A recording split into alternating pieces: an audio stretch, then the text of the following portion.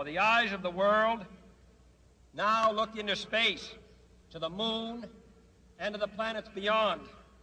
And we have vowed that we shall not see it governed by a hostile flag of conquest, but by a banner of freedom.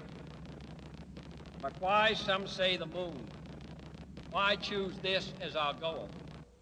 And they may well ask, why climb the highest mountain? Why, 35 years ago, fly the Atlantic? Why does Rice play Texas?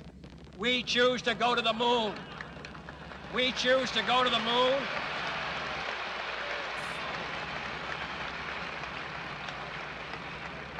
We choose to go to the moon in this decade and do the other things, not because they are easy, but because they are hard.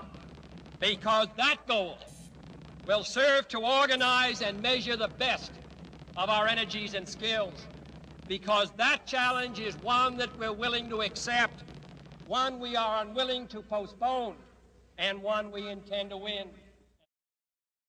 I fully believe that we're not alone, and have for many, many years, even though, but at the time I went to the moon, it was the conventional wisdom, both in science and theology, that we were alone in the universe. We're just barely out of the trees, even though we think we're rather sophisticated. But I do like to tell the story that my great-grandparents came across from southern United States to the west after our Civil War. And I went to the moon less than 100 years later. They came across in covered wagons. So from covered wagons to going to the moon in less than 100 years in our lifetime is a rather significant event. It tells us how primitive we have been until the modern era, and we're still rather primitive.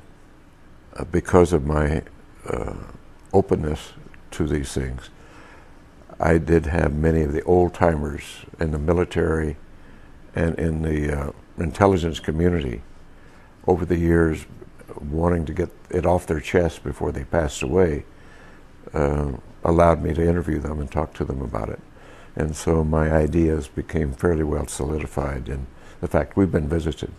We have to remember that right after World War II, the Army Air Force was separated and became the Air Force, a separate branch of service. And that the OSS, which was the Office of Special Services, was disbanded and eventually became the CIA. So that here was a major military organization and a major intelligence organization totally in disarray, new-founded, didn't know what they were doing after World War II, and not really reorganized yet. And as a result of that, the President Truman at that time convened a very high-level committee to examine this alien or UFO phenomenon.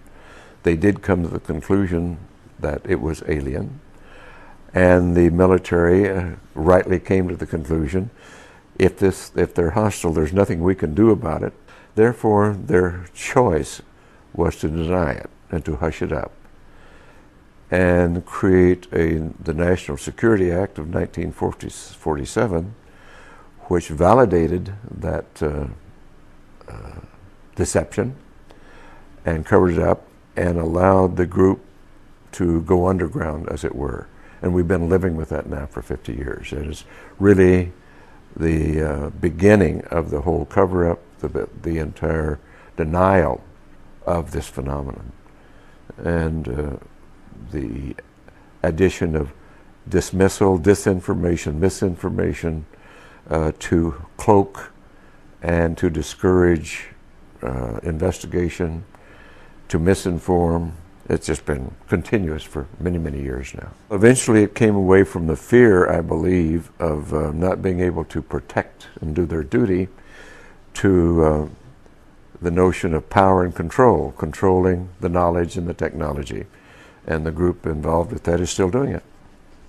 We have created our reality here, and we have created it right now rather badly, for it's not a sustainable reality. We have created, with our science and technology, instead of using it for the greater good, it's been captured by interest, greed, self-service, which is rife, and instead of using it, all of our technology and our brilliance and genius for greater good, we use it for self-service.